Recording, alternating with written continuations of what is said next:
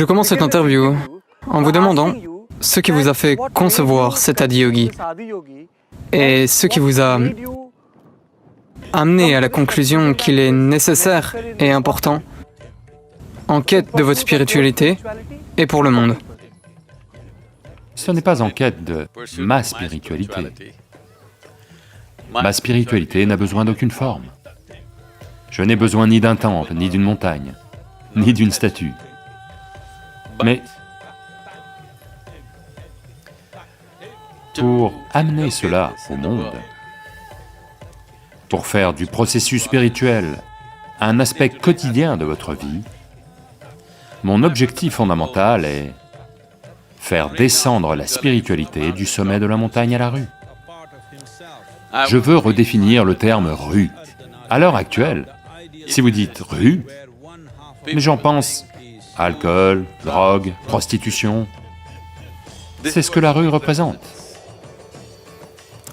Ma vision, c'est que dans les 15 à 20 prochaines années, nous devons transformer cette rue. Rue devrait vouloir dire bien-être, rue devrait vouloir dire amour, rue devrait vouloir dire méditation, rue devrait vouloir dire processus spirituel. Dans le cadre de cet effort, beaucoup de choses sont faites.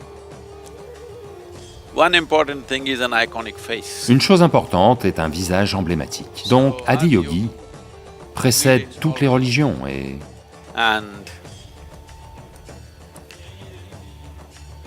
avant que l'idée de religion n'arrive, il a exposé la science du bien-être humain de façon scientifique.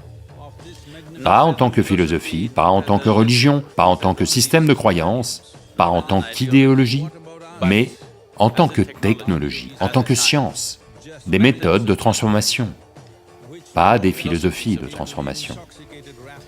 Donc, il est pertinent, bien qu'il ait 15 000 ans, il appartient au futur, car ce n'est que maintenant que l'humanité arrive à ce niveau où l'intellect humain s'enflamme comme jamais auparavant. Plus de gens peuvent penser par eux-mêmes que jamais auparavant. Les gens voient les choses de façon logique. Je pense que le bon moment pour qu'Adiyogi explose sur la planète est arrivé, parce que l'intellect humain en est arrivé au point où ils peuvent commencer à aborder leur bien-être, pas avec des idéologies ou des systèmes de croyances fantaisistes, mais avec une science, de même qu'il y a une science pour le bien-être extérieur. Il y a toute une science pour le bien-être intérieur. C'est ce qu'il représente. Vous savez, lorsque vous vous exprimez, vous parlez de forme, de structure, de l'importance de créer des espaces scientifiques pour la méditation. Vous dites aussi que l'art et la science de construire des temples ont été perdus. Pouvez-vous en dire plus? Pourquoi dites-vous cela? Voyez toutes les formes physiques, que ce soit votre propre corps, ou la planète, ou le système solaire, ou l'univers, ou l'atome.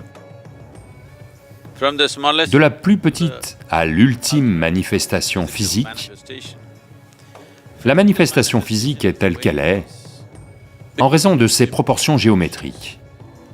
C'est la perfection de la géométrie qui maintient les formes physiques dans l'espace. Cette planète n'est pas liée au Soleil par un câble, c'est la perfection géométrique. Si elle quitte cette orbite, elle ne reviendra plus. Elle la maintient en raison d'une certaine perfection géométrique. Ainsi, toute la science du yoga est juste ceci, amener votre système à une telle perfection géométrique que vous êtes aligné avec la géométrie cosmique. Dans le cadre de cet effort, nous créons aussi des formes physiques. Regardez cette forme, il ne s'agit pas d'esthétique. Oui, elle a une certaine beauté, mais par-dessus tout, il y a une perfection géométrique. De sorte que, si vous regardez le visage d'Adiyogi pendant 1 minute, sans détourner votre attention, ça y est, à vie, cette image sera imprimée sur votre mental, vous ne pouvez jamais l'effacer.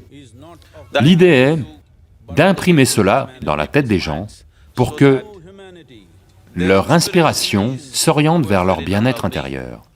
Leur inspiration et leur désir naturel vont commencer à porter sur leur bien-être ultime, pas sur des choses insignifiantes qui leur font gâcher leur vie.